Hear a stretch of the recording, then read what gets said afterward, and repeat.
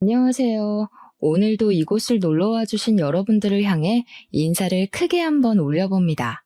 즐겁고 속이 시원해지는 사연을 찾고 계신 여러분들을 위해 제가 평소에는 풀어내지 않고 속으로만 쌓아두고 있었던 저희 시댁 이야기를 살포시 꺼내보려고 합니다. 저도 한 성격 하는 덕에 당하고만 살지는 않았지만 그럼에도 불구하고 독불장군처럼 나오시는 시댁 어르신들 때문에 속이 상했던 적이 한두 번이 아니었거든요.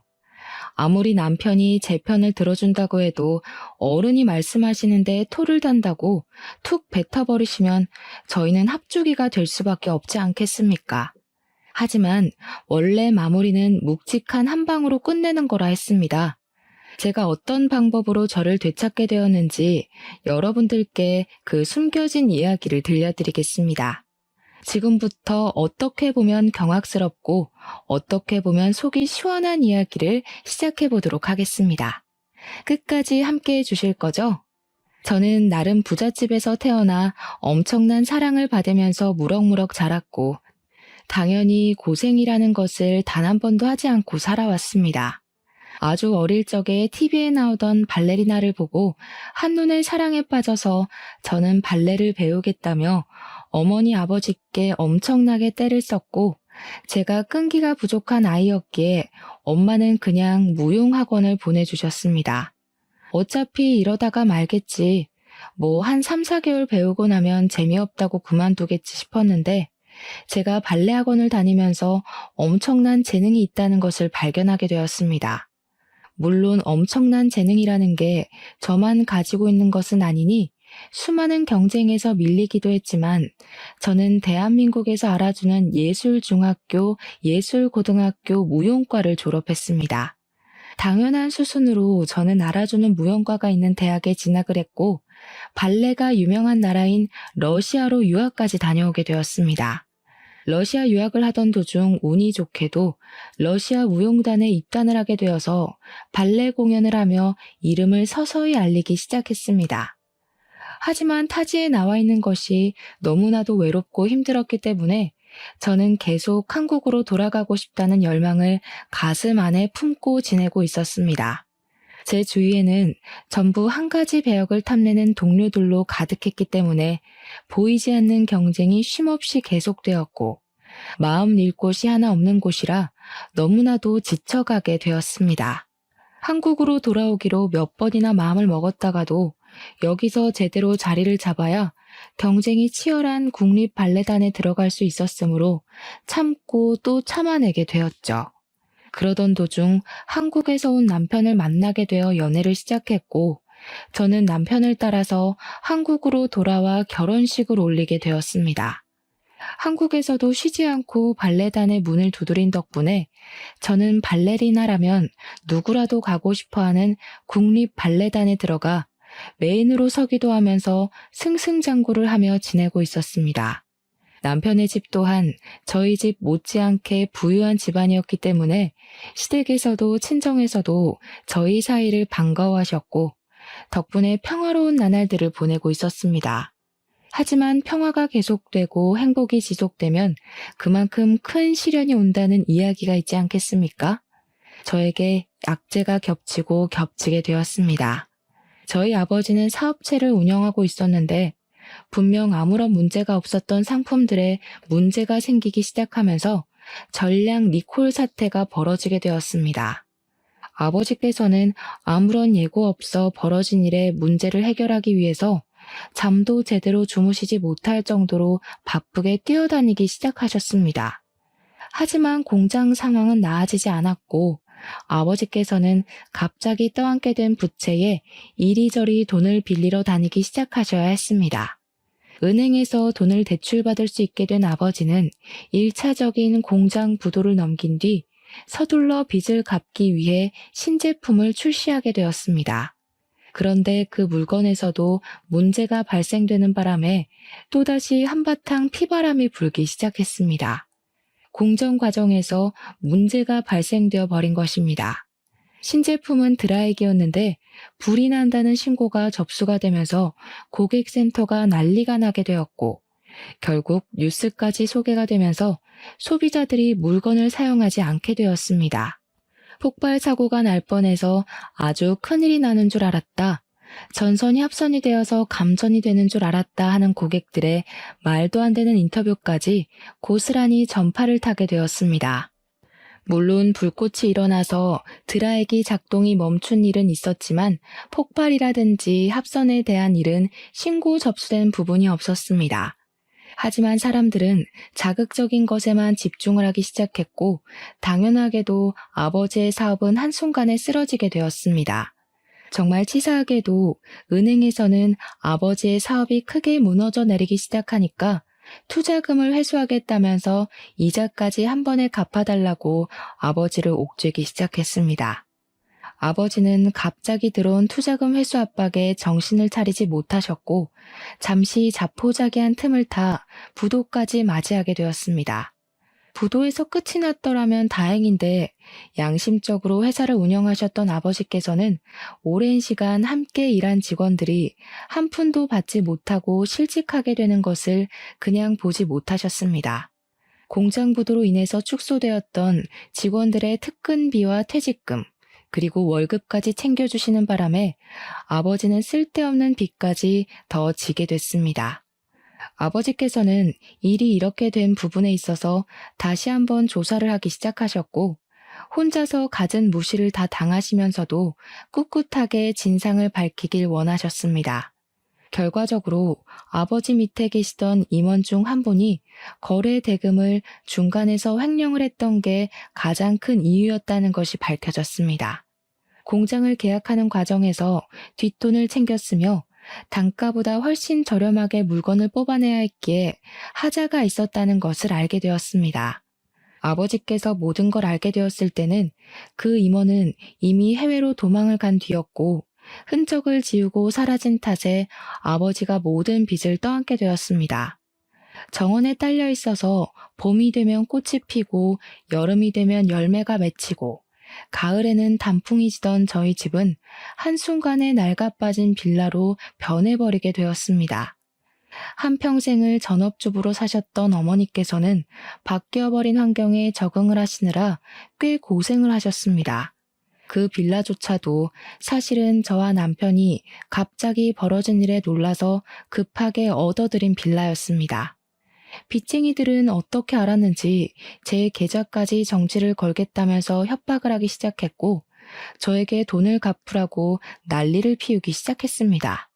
저는 그 스트레스로 인해 잠도 제대로 자지 못했습니다. 이 모든 일이 결혼 후 1년 만에 생긴 일이라 저는 귀한 우리 며느리에게 눈에 가시인 며느리로 전략하고 말았습니다. 집안이 꽤 이름 있는 작은 가전들을 만들어내는 사업을 하고 있었기에 본인 아들이 제 덕을 좀 볼 수 있겠거니 하고 생각을 했었는데 집이 갑자기 망해버렸으니까요. 저에게 할 줄 아는 거라고는 춤추는 것밖에 없는데 앞으로 그 빚을 갚아내며 어떻게 먹고 살 거냐면서 무시를 하기 시작하셨습니다. 저는 솔직히 어안이 벙벙했죠. 결혼할 당시만 하더라도 우리 며느리가 알아주는 발레리나다, 복덩어리다 하시던 분들이 집이 무너져 내리니까 완전히 달라진 태도를 고수하셨으니까요. 시부모님께서 그런 이중성을 보여주실 거라고는 생각도 못했었기 때문에 저는 반전 영화를 본 것 마냥 놀랐습니다. 하지만 그런 시련을 겪는 중임에도 불구하고 우리 남편이 정말 사랑으로 저를 감싸 안아주고 든든하게 저를 지켜주었다는 것입니다. 제가 스트레스로 잠을 이루지 못할 때마다 옆에서 뜬 눈으로 이야기를 나눠주며 제가 겪은 아픔을, 힘듦을 보듬어 주려고 노력해 주었기에 저는 남편을 의지하며 버텨낼 수 있었습니다. 거기다가 변해버린 환경에 적응을 하지 못하고 계속해서 현실을 부정하며 우울증에 시달리시던 저희 어머니를 챙겨준 사람이 제 남편이었거든요. 저는 그런 남편에게 자극을 받아 다시 일어설 수 있었고 공연에 매진하여 하루빨리 아버지의 빚을 덜어드리고 싶은 마음뿐이었습니다. 제가 열심히 노력하는 거에 비해 성과가 미미하던 어느 날 저는 인생에서 가장 불행한 경험을 하게 되었습니다. 바로 제가 공연 리허설 무대를 하고 있다가 사고를 겪게 된 것이었습니다. 계속된 빛 압박에 불면증을 겪게 되면서 며칠 내내 잠을 제대로 자지 못해 수면 부족으로 컨디션이 무척이나 저조한 상태였습니다. 전날 밤에도 역시 잠을 1시간도 채 자지 못해서 남편이 이번 공연에서는 사정을 이야기하고 다른 사람과 역할을 바꾸는 것이 어떠냐고 조언을 했지만 저는 욕심을 부렸었습니다. 그깟 잠 따위 자지 않아도 충분히 몸이 기억하기 때문에 할 수 있다고 생각하고 리허설 무대에 들어가게 되었는데 파트너와 합을 맞추다가 삐끗하게 된 것입니다. 발목이나 발가락을 다쳤더라면 오히려 상관이 없었을 텐데 리프트라고 하는 남자 무용수가 여자 무용수를 들어올리는 동작을 하다가 균형을 잃게 된 것입니다. 남자 무용수의 팔 힘으로 버텨야 하는 동작이었는데 제가 균형을 제대로 잡지 못하니 그대로 위에서부터 추락을 하게 된 것입니다. 하필이면 바닥에 안전매트 없이 리허설을 하고 있었고 제가 떨어지는 과정에서 몸을 비트는 바람에 꼬리뼈와 허리로 무대 장치의 충격을 고스란히 흡수하게 된 것입니다. 너무나도 갑작스럽게 일어난 큰 사고에 현장에 있던 관계자들은 물론이고 저까지도 너무 얼이 빠져버렸습니다. 안전장치만 있었어도 이렇게 크게 다칠 일은 아니었는데 본 공연처럼 이루어지는 리허설이었기 때문에 저는 그대로 일어나지 못하고 들것에 실려 대학병원으로 이송되었습니다. 긴급 수술이 필요하다는 의사의 말에 공연은 당연히 다른 배우가 서게 되었고 저는 허리와 꼬리뼈를 재건하는 수술을 받게 되었습니다. 보통은 리프트 동작을 하다가 낙하 사고를 당해도 그 정도까지 다치지는 않는데 제가 스트레스로 인해 살이 너무나도 빠져있는 상태였었죠. 누워있는 상태로 허리를 비틀며 떨어진 탓에 꼬리뼈 부분이 정통으로 충격을 받게 된 것입니다. 허리는 살짝 금이 간 정도였지만 꼬리뼈가 좋지 못한 상태로 부러진 탓에 저는 수술 후에도 재수술이 필요하다는 소견을 받게 되었고 재활치료도 받아야 한다고 했습니다. 그래도 무용하는 데는 문제가 없겠지 하며 혼자 긍정적으로 생각을 했지만 재활치료도 1년 이상 걸린다는 말에 점점 불안한 마음을 가지게 되었습니다. 2차례 수술 끝에 3개월이 지나고 나서 첫 재활훈련에 들어가게 되었는데 그때까지도 저는 제대로 걷질 못해서 휠체어를 타고 이동을 해야 했습니다. 당연히 제 모습을 보고 부모님께서는 하염없이 눈물만 흘리셨죠. 그 오랜 시간 무용을 하면서 이렇게까지 다쳤던 적이 단 한 번도 없었으니까요. 반면 시댁에서는 난리가 나도 그렇게 난리가 날 수 없었습니다. 이대로 못 걷는 건 아니냐, 무용도 더 이상 못하는 것 아니냐고요. 거기다가 가진 게 하나도 없는 인간인데 몸뚱어리까지 병신되면 우리 아들이 수발을 들어야 하는 거 아니냐, 그 꼴 못 본다고 상처를 주셨습니다. 마지막으로 병문안을 오신 것도 제가 2차 수술을 마친 직후였는데 제가 눈을 뜨자마자 혀를 끌끌 차면서 마음에 드는 게 하나도 없다고 하시고는 가버리셨습니다. 시댁에서는 남편을 붙잡고 진지하게 이혼을 하라고 저러다가 진짜로 못 걷게 되면 어떻게 하려고 하냐며 닥달을 하셨다고 하더라고요. 하지만 남편은 그런 시부모님에게 정색을 하고는 어떻게 아픈 사람을 두고 이혼하라는 말을 할 수 있냐면서 화를 냈다고 했습니다. 평생의 반려자로 생각하는 사람이 아프면 그럴수록 자기가 더 힘이 되어 주어야 하는 것 아니냐고요. 제가 설사 무용을 2번 다시 하지 못한다고 해도 우리 부부가 먹고 사는 데엔 아무 문제도 없다면서 시부모에게 2번 다시 그런 말을 꺼내지 말라고 했습니다.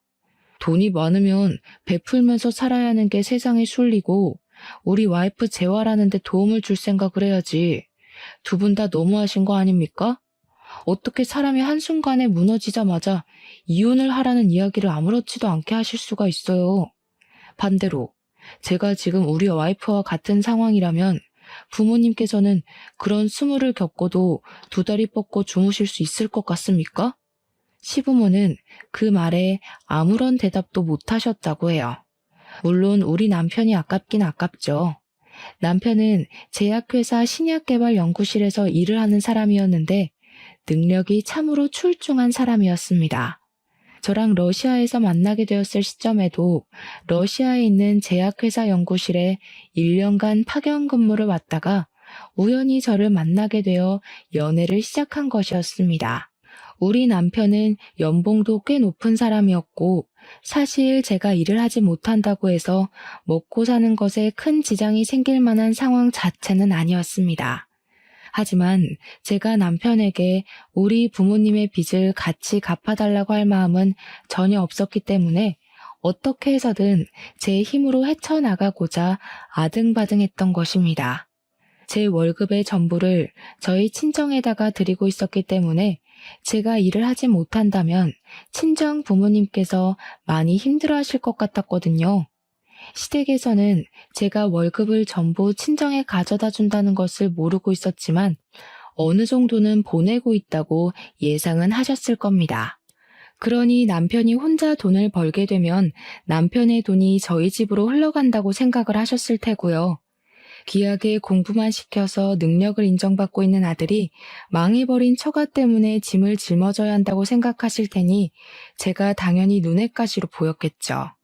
저는 재활에 악착같이 힘을 쓰면서 남들보다 2배, 3배로 더 열심히 훈련을 하기 시작했습니다. 하지만 걸을 때 느껴지는 통증이 너무나도 심했고 의사 선생님 또한 저에게 꾸준히 재활을 하다 보면 통증이 어느 순간 무뎌지는 날이 오게 하겠지만 영구적으로 사라질 통증은 아니라고 하셨어요. 그리고 앞으로 무용으로 활동은 하지 못할 것이라고 쐐기를 박아버리시더라고요. 저는 의사 선생님의 단호한 말이 믿어지지가 않아서 왜 앞으로 무용 활동을 할 수 없느냐고 다시 한번 물어보았습니다. 이미 나이가 있으셔서 몸이 많이 굳었을 테고 재활하는 동안 무리한 스트레칭을 하시면 조직이 손상될 수 있기 때문에 절대로 하셔서는 안 됩니다. 스트레칭을 전혀 하지 못하는 상태로 재활을 마치게 된다면 당연히 제 몸은 빳빳하게 굳어버릴 테죠. 저는 이 사고로 인해서 더 이상 무용을 하지 못한다는 사망 선고를 받게 된 것이나 마찬가지였습니다.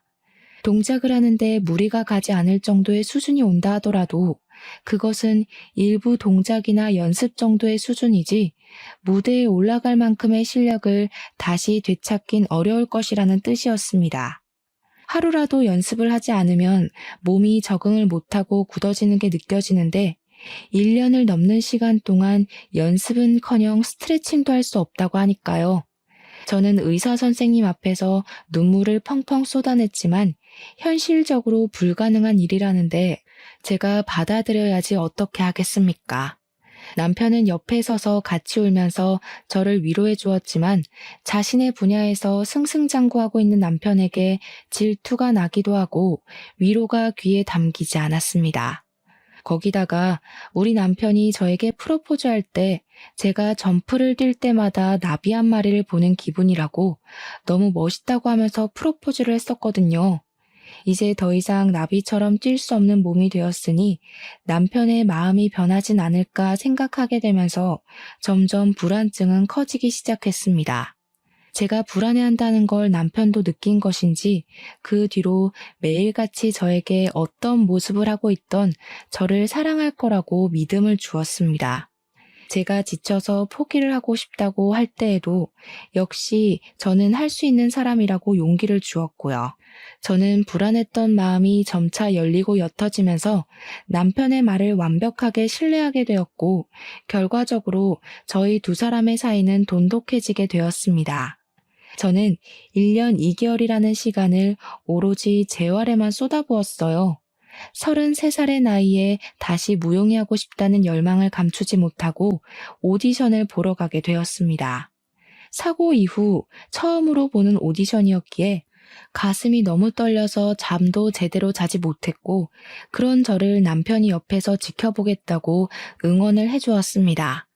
오디션장에서 음악에 맞춰 동작을 하는데 살아 숨쉬는 느낌이 들었지만 제 몸이 제 마음처럼 따라주지 않는다는 것 또한 느끼게 되었습니다.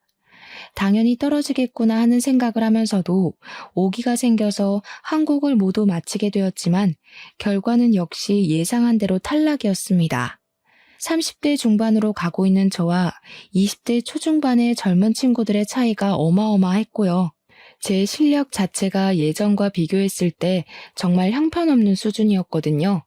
저는 오디션을 보고 왔다는 것 자체로도 동기부여가 되어서 세상을 향해 한 발짝 내딛는 것 같은 기분이 들었습니다. 하지만 시댁에서는 저에게 허튼 짓을 하지 말라고 지금이라도 공부를 해서 공무원이라도 해보라고 압박을 주기 시작했습니다. 공무원이라는 게 말처럼 쉽게 할 수 있는 일이 아니지 않겠습니까? 애들 장난을 하는 것도 아니고 말만 뱉으면 다 되는 건 아니지 않습니까?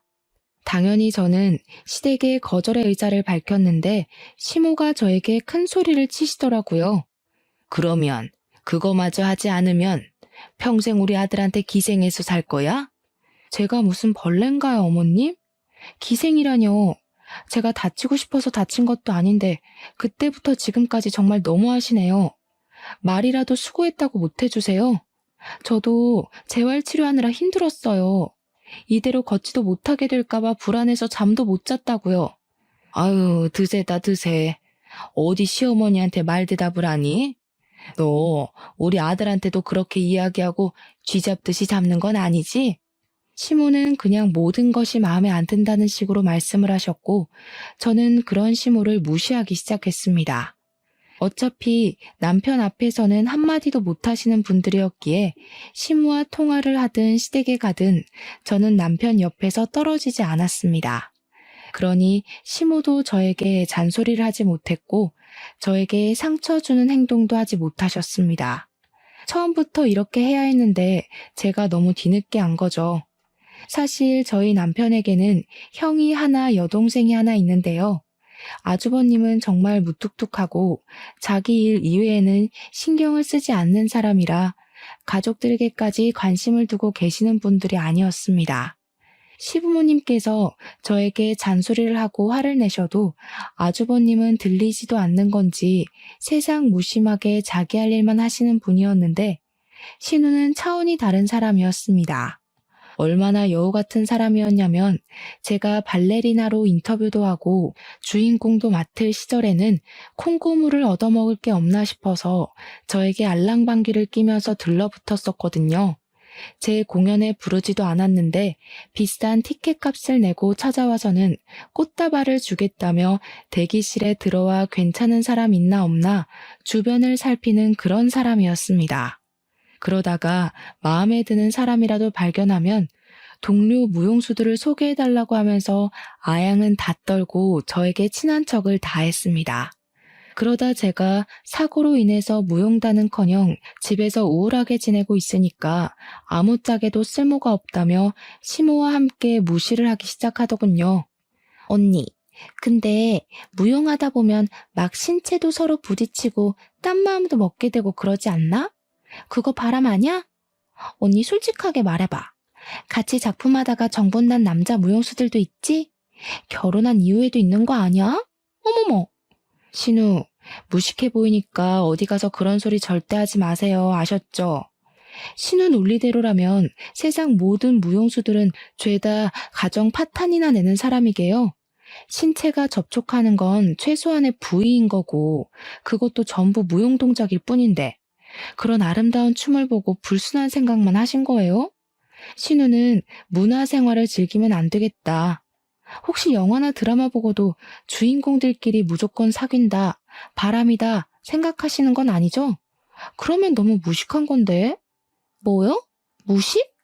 언니 지금 저한테 무식이라고 했어요? 그렇잖아요. 누가 일적으로 만난 사이끼리 그런 생각을 해요. 신우는 회사 다니면서 회사 과장님, 부장님이랑 회의하면 바람 피우는 것 같아요? 와, 그 정도면 진짜 망상증이다. 신우 제가 다니는 병원이 정신과가 유명하다고 하던데 같이 한번 가볼래요? 시모야 우더른이니까 저렇게 함부로 말을 할 수 있지만 신우는 저보다 어린데 굳이 제가 당하고 있을 필요가 없지 않겠습니까? 제가 워낙 말빨도 좋고 그동안 시모에게 당했던 일들을 언젠간 터뜨리려고 꾹꾹 눌러놓고 있었는데 신우가 먼저 와서 살살 긁어주니 저야 스트레스 풀고 좋은 기회였죠. 하지만 신우는 저에게 당한 것이 분했던 건지 저를 한 방 먹이고 싶어서 그러는 건지 쉬지 않고 시비를 걸어왔고 그때마다 저는 웃으면서 신우의 속을 뒤집어 놓았습니다. 언니는 정말 좋겠다. 이제 집에서 놀고 먹을 텐데 부러워서 어떡해? 난 능력을 인정받아서 승진을 했는데 그러니까 여유 시간이 하나도 없지 뭐야. 그냥 나도 시집이나 잘 가서 언니처럼 집에서 빨래하고 설거지하고 청소하면서 살면 너무너무 좋을 텐데. 그러니까요, 신우. 시집을 잘 가야 저처럼 집에서 집안일하며 여유도 부리고 할 텐데. 신우는 시집을 잘 갈 수 있으려나 모르겠어요. 능력 인정받았을 때 가치를 올려둬야 나중에 저처럼 편안하게 살죠. 신우는 지금부터 열심히 노력해야 되겠다. 진짜 얼마나 약을 잘 올리는지 화가 나는데 화를 내면 좀생이처럼 보이게 만드는 재주가 있더라고요. 그래서 저도 살살 약을 올리면서 신우 속을 긁었습니다. 정말 피는 못 속인다고 신우가 왜 시모 딸인지 절절하게 알게 되었거든요. 성격이 둘이 똑같은데 어디 가서 말 안 해도 모녀지간인 게 티가 나더라고요. 저도 지지 않고 맞받아치기 시작하니까 시모도 신우도 대놓고 욕도 못하고 끙끙 앓기만 하고 있었습니다. 그러다 둘이 건수를 잡은 건지 하루는 저를 불러내더라고요. 이번에는 어떤 걸로 저를 뒤집어지게 만들려고 하나 혼자 시댁에 가면서 걱정을 했는데 아니나 다를까 이제 슬슬 아이를 가지라고 하더라고요. 너도 이제 일을 쉬고 있으니까 아이를 가져야지 않겠니? 원래 집안이 복작복작할수록 복이 들어오는 거다. 하지만 저랑 남편은 처음 결혼을 약속했던 그날부터 지금까지 변함없이 딩크족으로 살기로 했었거든요. 저희 둘 다 아이를 별로 좋아하지 않기도 했고 한 사람의 인생을 책임져야 한다는 것이 부담스럽게 느껴지기도 했고요. 무엇보다 제가 무용을 했던 사람이었잖아요. 무용수에게 임신과 출산은 몸이 엄청나게 망가지는 일이나 다름없었죠. 골반부터 시작해서 온몸의 뼈가 다 열리고 장기의 위치가 바뀌니까요. 남편도 제가 무용을 얼마나 중요하게 생각했는지 잘 알고 있는 사람이었기에 딩크로 사는 것에 동의를 해주었고 그 마음은 지금까지 변치 않았습니다. 그런데 시댁에서는 이제 제가 바깥 활동을 하지 않으니까 아이라도 가져서 집안의 보탬이 되라고 이야기를 하는 것이었습니다. 이거 내가 아주 유명한 곳에서 지어온 아기가 들어서는 한약이야. 이 약 먹으면서 꾸준히 노력하면 건강한 아이를 출산한다고 하더라. 시모는 저에게 애가 잘 들어서는 약이라면서 하루에 한 번씩 꼬박꼬박 챙겨 먹으라고 비싼 거라고 엄청나게 생색을 내더라고요. 그런데 제가 뼈 수술 이후에 계속해서 칼슘제와 병원에서 처방받은 약을 먹고 있었는데 약과 약이 충돌해서 어떤 부작용이 생길지도 모르는데 어떻게 먹겠습니까? 어머님, 제가 지금 병원에서 처방받아서 먹고 있는 근육약이랑 칼슘제가 있어요. 약을 먹는 중이라 이 한약을 먹기엔 좀 걱정이 되네요. 거기다가 제가 먹고 있는 약을 끊기 전까지는 임신도 해서는 안 된다고 하셔가지고 좀 어려울 것 같아요. 언니, 내가 의심만 하고 있다가 지금 와서 좀 확신이 드네? 언니 혹시 불임 아니야? 불임인 거 속이고 결혼해서 이런저런 핑계대고 임신 못한다고 하는 거지. 그 말을 하는데 시모도 순간 도끼 눈을 뜨고 저를 쳐다보더라고요. 제가 무슨 불임 아닌 걸 증명하려고 낳기 싫은 아이를 낳아야 하는 것도 아니고요. 슬슬 짜증이 확 나는데 여기서 애둘러 넘어갔다가는 불임으로 확정이 날 것 같고 아니면 애를 가지라고 계속 이야기를 들을 것 같더라고요. 마음대로 생각하셔도 저는 상관없긴 한데 저희 부부끼리 상의하고 아이를 갖지 않기로 결정한 일이니 존중을 해주셨으면 좋겠습니다. 그리고 지금 제가 먹고 있는 약이 임신해서는 안 되고 임산부가 먹어도 안 되는 약이라는 건 병원에 가서 물어보셔도 맞다고 하실 거예요. 시모에겐 제가 한 말의 의미가 제대로 들리지 않았는지 불임에 꽂혀가지고 퇴근하는 남편을 불러다가 진짜 제가 불임이냐고 몇 번이나 물어봤다고 하더라고요. 하자 있는 여자랑 결혼한 거 아니냐고, 제가 불임이라서 어쩔 수 없이 아이를 가지지 못하는 건 아니냐고요. 우리 아들에게 문제가 있을 리가 없는데 아이를 가지지 않는다는 게 수상하다면서 남편이 하지 말라고 짜증을 내는데도 계속 부림부림했대요. 남편이 버럭 소리를 지르면서 그만하라고, 그런 거 아니라고 이야기를 하는데 신우가 글쎄 남편에게 대놓고 그랬다는 겁니다. 제가 무용을 한답시고 러시아에 유학도 다녀오고 남자 무용수들이랑 들러붙어서 춤을 추고 하는데 몸을 함부로 써서 임신을 못하는 거 아니냐고요. 정말 선 넘은 발언이었죠. 남편이 그 말에 눈이 완전히 돌아버려서 신우의 뺨을 가차없이 날렸다네요.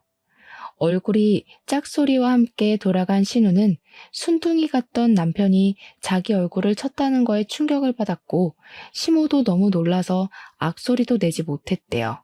남편이 씩씩거리면서 신우한테 삿대질을 하면서 경고를 했다고 합니다. 왜 우리 와이프한테 문제가 있을 거라고 생각해? 내가 불임이야, 내가. 내가 애를 가지지 못해서 우리가 딩크족으로 살기로 협의를 본 거라고. 너 한 번만 더 너네 새언니에 대해서 그딴 소리 퍼뜨리고 다녀봐. 그 다음부터는 뺨으로 안 끝나. 말이 끝나기 무섭게 신우가 뺨을 부여잡고 아프다고 엉엉 울기 시작했대요. 얼마나 세게 쳤는지 손가락이 그대로 남았다고 하더라고요. 시모도 애는 왜 때리냐며 남편한테 한 소리를 했다고 하는데 남편은 시모에게도 지지 않고 형이 있는데 대를 왜 자기가 이어야 하냐고 사자후를 내뱉었대요. 남편은 저랑 둘이서 평생 행복하게 사는 게 꿈이라고 가족관계에 왈가왈부하지 말라면서 시모가 저에게 주려고 했던 한약을 다 버렸대요. 하나하나 포장된 약을 가위로 다 뜯어서 싱크대에 부어버리니까 시모가 그게 얼마짜리인 줄 알고 버리는 거냐고 악을 썼다네요. 남편은 얼마짜리인지가 뭐가 중요하냐, 맥을 짚어서 개인에게 맞춘 약도 아닌 걸 보면 공장에서 찍어낸 거나 다름없을 거라고 한 소리 하고요. 두 번 다신 이런 거 보내지도 말라면서 다음에 또 이런 일이 있으면 그때는 집도 이사가고 번호도 바꿔버릴 거라고 도리어 협박을 한 거죠. 남편이 제가 없는 자리에서 한바탕 난리를 친 덕분에 시모도 신우도 한동안은 저에게 연락도 하지 않고 속도 뒤집어 놓지 않더라고요. 그날 집을 나오는 남편이 눈을 부라리면서 전화하지 마! 라고 외친 덕분이라며 저한테 잘했지 하는데 잘했다 해줬습니다.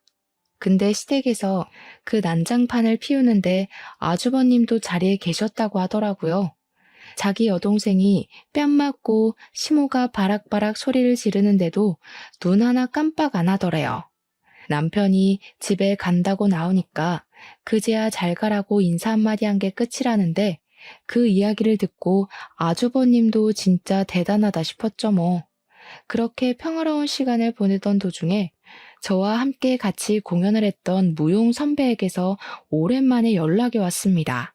제가 살고 있는 동네에 무용학원을 열게 되었는데 제가 일을 하지 않고 있다는 소식을 들었다면서 강사로 일을 해볼 생각 없냐고 물어보더라고요. 꾸준한 재활을 통해서 공연을 2~3시간 올리는 것은 무리가 있지만 웬만한 동작은 다 할 수 있었기에 냉큼 하겠다고 답장을 보냈습니다. 무용과는 더 이상 인연이 닿지 않을 거라 생각했는데 다시 할 수 있다고 생각을 하니 가슴이 무척이나 두근거렸습니다. 거기다가 부모님의 빚을 갚는 것에 도움을 드릴 수 있다고 생각하니 기뻤고요.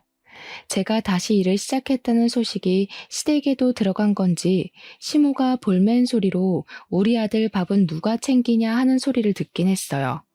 물론 무시했습니다. 시모의 말 한마디 한마디에 반응을 해주면 오히려 더 발작하시며 달려드시더라고요. 수술해서 요양하는 동안 집에 붙어 있으면서 집안일을 좀 하는 것 같길래 한시름 털었더니 또 일을 하겠다고? 그거 얼마나 번다고. 우리 아들 밥 차려주는 게 더 중요하지. 우리 아들이 돈도 잘 버는데 굳이 일을 하겠다는 이유가 뭐야? 너 설마 사돈댁에 돈 갖다 바치니?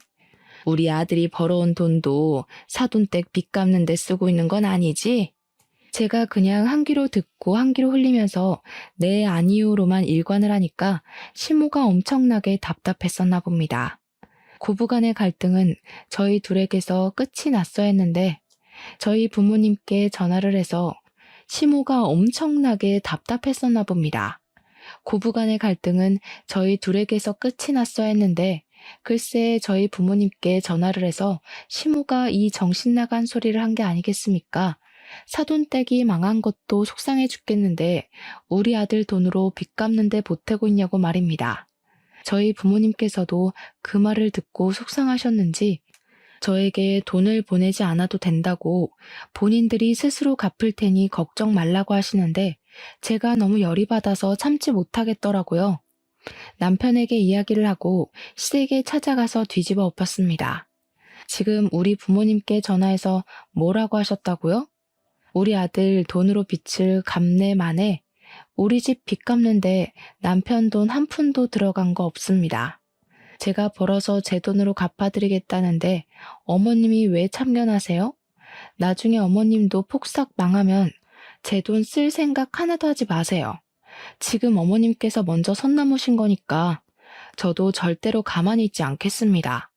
제가 와다다 큰 소리로 쏟아내니까 시모도 당황했는지 아무 말도 못 하시더라고요. 그날 이후 냉전 상태에 돌입해서 시댁의 발길을 한 6개월 정도 끄는 것 같았습니다. 그런데 정말 황당한 소식을 듣게 된 거죠. 아주버님께서 상견례를 했다는 겁니다. 저랑 남편만 빼고요. 아주버님이 남편에게 전화를 해서는 왜 우리 부부는 상견례에 오지 않은 거냐고 물어봤다는데 뭘 알아야 가죠. 들은 게 없어서 못 갔다고 했습니다. 그렇게 기막혀 하고 있는데 신우가 저한테 전화를 해서는 또 속을 뒤집는 게 아니겠습니까? 언니, 이제 큰일 났다. 첫째 올키로 올 사람이 어마어마한 능력자라서 우리 엄마 아빠 둘 다 뿅 갔잖아. 나이가 40이 좀 넘은 게 흠이긴 한데 논문이며 연구 실적이며 국내 탑을 찍고 있는 사람이라네. 엄청난 과학자래. 대학 교수도 하고 있고. 우리 엄마 완전 신나서 동네방네 자랑하고 다녀. 뉴스에도 나오고 신문에도 나온다고. 작은 오빠도 알고 있던데. 유명한 사람이라고. 그게 왜 저한테 큰일 날 일이죠? 우리 엄마랑 죽도 잘 맞더라고. 언닌 이제 첫째 올케 눈치까지 보면서 지내야 할걸? 알고 보니 아주버님이랑 형님 사이를 주선한 게 신우더라고요. 신우의 회사에 자문으로 온 형님께 들러붙어서 친하게 지내다가 아주버님이랑 소개팅을 시켜준 것이었습니다. 신우도 승진을 하려면 백이 든든해야 한다고 형님에게 들러붙었던 건데 가족으로 묶이게 되었으니 자기 뒷배를 봐줄 사람이 생겼다고 엄청나게 신이 난 것이죠. 저희 부부 없이 진행된 상견례 이후 결혼 날짜가 확정이 되고 좋든 싫든 가족으로 엮이게 되었으니 형님을 소개해주겠다고 결혼식 며칠 전에서야 저희 부부를 부르더라고요. 큰애는 말이야, 조실부모하고 힘들게 자랐음에도 불구하고 자기 일을 어찌나 똑부러지게 하는지 걱정이 하나도 없어. 망한 사돈보다야 차라리 없는 게 낫다는 걸 이제서야 알게 되었다니까. 그 말에 남편이 빈정이 확 상했는지 벌떡 일어나서 집에 가자고, 여기 더 있어봐야 좋은 소리도 듣지 못할 텐데 하더라고요. 그래도 인사는 하고 가야 하지 않겠냐고. 저도 기분이 팍팍 상했지만 형님 되실 분의 얼굴을 보면서 억지로 웃으면서 안녕하세요 하고 인사를 했습니다. 그런데 형님 되실 분이 제 얼굴을 너무 빤히 쳐다보는 게 아니겠습니까? 눈 한번 깜빡거리지 않고 제 얼굴을 뚫어지게 보더라고요. 시모가 제 욕을 얼마나 했으면 이렇게 무례하게 인사도 받아주지 않고 제 얼굴을 보는 걸까 싶어서 고개를 돌리려고 하는데 제 손을 딱 잡는 겁니다. 혹시 김철현 사장님 따님인 김혜나 씨 맞으세요? 네. 저희 아버지를 어떻게 아세요? 아니, 어떻게 이런 인연이. 김철현 사장님은 잘 지내고 계세요? 제 은인이나 다름없는 분이세요. 시부모도 아주버님도 신우까지도 모두 궁금해하면서 형님을 바라보자 형님이 이야기를 하기 시작하셨거든요. 저희 아버지께서 사업을 한창 열심히 하실 때 부유할수록 남에게 도움을 주면서 살아야 한다고 하셨었거든요. 보육원에서 제대로 된 교육을 받지 못함에도 불구하고 똑똑한 아이들을 위해 후원을 하시고 사교육도 시켜주시고 대학 등록금까지 지원을 하셨었습니다. 형님께서 자신이 거기에 선발이 되어서 공부만 할 수 있게 많은 지원을 받았던 학생이라고 덕분에 돈 걱정 없이 정말 제대로 된 교육을 받았다고 하시는 겁니다. 본인에게는 은인이자 부모님 같은 분이라는 거예요. 자기가 대학원을 졸업하고 해외 프로그램에 선발이 되면서 연구실에 가게 되었는데 그 타이밍에 저희 집이 부도가 난 거죠. 너무 먼 곳에 있어서 한 번도 찾아뵙지 못하고 시간을 보냈는데 한국에 돌아오고 나서 저희 집이 살던 집에 찾아가니까 이미 이사를 가고 없었다는 겁니다. 물어물어 찾아보려고 했지만 소식을 전혀 들을 수 없었다고 눈물까지 찔끔 흘리시는 게 아니겠습니까? 저에게 너무너무 감사한 분이라면서 이렇게 가족이 될 수 있어서 기쁘다고 저희 집에도 인사를 드리러 가고 싶다고 하더라고요. 시무랑 신우는 완전히 벙찌게 되고 아주버님은 갑자기 남편 옆에 찰싹 붙어서 사돈분이 엄청 대단하신 분이었다고 말을 꺼내시더라고요. 존경받아 마땅하신 분들이셨네. 사돈 어르신들이. 그런 일을 웬만한 마음으로 하기 어려운 건데 근데 우리 엄마랑 너는 그것도 모르고 그렇게 재수씨 구박을 한 거야? 아주버님의 예상치 못한 말에 시무랑 신우는 둘 다 흠칫 놀라더라고요.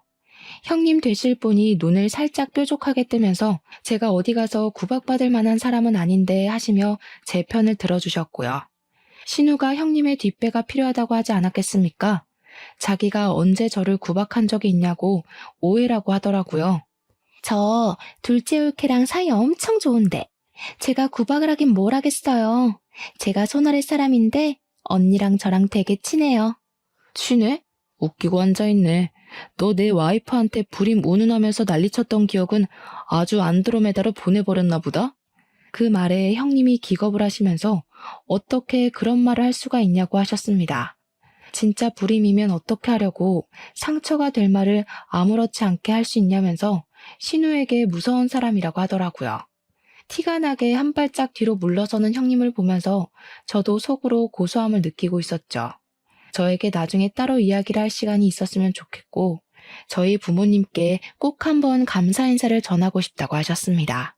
그렇게 며칠 뒤에 형님과 아주버님은 결혼식을 올리게 되었고 저희 부모님께서 결혼식을 보러 오시면서 인사를 나누게 되었습니다. 저희 부모님이 등장하자마자 형님 눈에 시부모님은 꽂아놓은 보릿자루가 되는데 얼마나 웃기던지 남편이랑 저랑 뒤에서 몰래 웃었죠. 아주버님은 결혼을 한 이후에 완전히 제 남편이랑 짝짝꿍이 맞은 건지 저랑 형님을 시기하는 시모와 신우에게 잔소리를 퍼붓기 시작했습니다. 이렇게 애처갈 줄은 상상도 못했는데 저와 남편은 아주버님의 변한 모습에 형님이랑 천생연분은 맞나보다 하고 생각하게 되었죠. 신우와 시모는 그 뒤로 유독 제 눈치를 더 보면서 살게 되었는데 형님이 저희 아버지에게 본인이 보유 중이던 특허 기술의 독점 사용권을 넘겨주었기 때문이었습니다. 아버지의 사업이 어떻게 잘못되게 되었는지 사정을 전부 들으신 형님이 다시 한번 일어서보자 하시며 신기술의 특허 기술 독점권을 사용할 수 있도록 계약을 해주셨거든요. 기술 투자를 받을 수 있는 부자처도 알아봐 주시고 아버지께서는 다시 소량이지만 공장을 가동할 수 있게 되었습니다. 그 이후에 형님이 언론 인터뷰에서 홀리듯이 아버지와 인연을 이야기했고 방송을 챙겨본 시청자들의 심금을 울린 이야기였는지 아버지의 상품이 인터넷에 막 올라오기 시작했습니다. 저렇게 남을 위해 아낌없이 베푼 사람들에게 돈으로 혼쭐을 내줘야 한다면서 말입니다. 아버지께서는 형님 덕분에 좋은 투자처를 만나서 작은 공장 하나를 가동하다가 3년이 지난 지금 투자금을 모두 갚고 빚 또한 갚아낼 수 있을 정도로 성공하게 되었습니다. 덕분에 집안이 망했다고 저를 구박하던 시모도 더 이상 저를 구박할 수 없게 되었고 제 눈치만 보고 계시게 됐죠. 저랑 형님은 시댁에서 고개를 빳빳하게 들고 다니며 신우에게 가끔 면박을 주면서 그렇게 지내고 있습니다. 겹경사로 형님은 시험관 시술을 통해서 쌍둥이를 임신하게 되었는데 덕분에 저희에게 아이를 낳으라는 압박 또한 사라졌고요. 저희는 시댁에 다시 한번 딩크족으로 살겠다고 선언하고 아무런 간섭 없이 행복하게 살았답니다. 비온 뒤에 땅이 굳는 것처럼 단단하게 저와 남편 앞으로도 건강하게 살겠습니다. 끝으로 제 사연을 들어주신 여러분 정말로 감사드립니다.